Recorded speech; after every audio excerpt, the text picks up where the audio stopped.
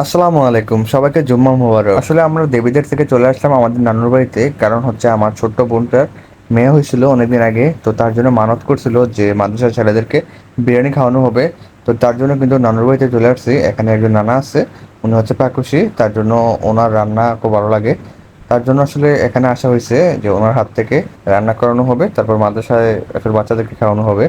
তো এখানে মশলাপাতি সবকিছু কিন্তু আনা হয়ে গেছে, দেখতে পাচ্ছেন। আসলে এখানে 10 কেজি চাল দিয়ে বিরিয়ানি রান্না করা হবে। আমার আগের ভিডিওতে কিন্তু 30 জন এবং 40 জনের জন্য কিভাবে বিরিয়ানি রান্না করতে হবে আমার কিন্তু লং ভিডিওতে ব্লগ করা আছে, তাহলে দেখতে পারেন।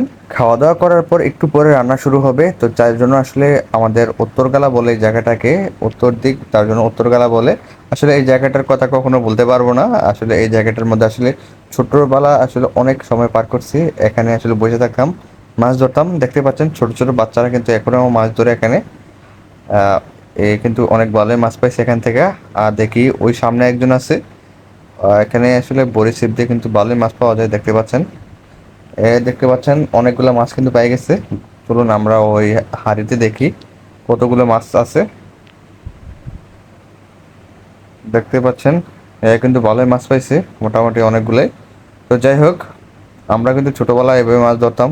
এর হাত থেকে বড়ি ছিপটা নিয়ে চেষ্টা করলাম আমি মাছ ধরার জন্য। আসলে মাছ ধরা একটা আর্ট, যেটা সবার দ্বারা সম্ভব না। তো যাই হোক, আমাদের এখানে রান্না বসানো হয়ে গেছে। আসলে রান্না করার সময় একটা বিপদ হয়েছে, এটাও আমি দেখাইতেছি। পেঁয়াজ এবং মশলা এগুলো কিন্তু ভালোভাবে কষানো হবে, তারপর কিন্তু চালমাল কিন্তু দেওয়া হবে। তো যাই হোক, সবগুলো প্রসেস আমি দেখাইতে পারবো না, আমার ডিটেলসে ভিডিও আছে, চাইলে ওইখান থেকে দেখতে পারেন।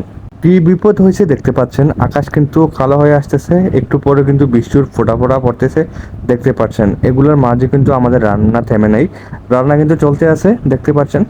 বৃষ্টি কিন্তু নেমে গেছে, আর আমি আমার ফ্যামিলি সবাই এখানে আছে। নানা আমি এই পাশে বসে আছি, আর আমাদের আন্টি আম্মু খালারা কিন্তু সামনে বসে আছে। যাই হোক, এটা হচ্ছে একটা আনন্দময় সময়। দেখতে পাচ্ছেন মাংস অলরেডি কষানো শেষ, তার ফাঁক দিয়ে কিন্তু চাল দেওয়া হয়ে গেছে। তারপর ভালোভাবে বয়েল হওয়ার জন্য কয়লা শাড়ি দিয়ে কিন্তু সুন্দর করে দিয়ে দিছে। আজকে হচ্ছে জুম্মার দিন, তো তার জন্য চলে যাচ্ছে মসজিদে।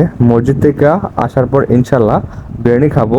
তো আসার পর বিরিয়ানি বসলাম, বিরিয়ানির মধ্যে তেলটা একটু বেশি হয়ে গেছে। যাই হোক, বিরিয়ানি কিন্তু অনেক মজা হয়েছে, বিশ্বাস করেন। আজকের ভিডিও এতটুকু পর্যন্তই। আশা করি ভিডিওটা ভালো লাগছে। Thank you for watching. আল্লাহ হাফেজ।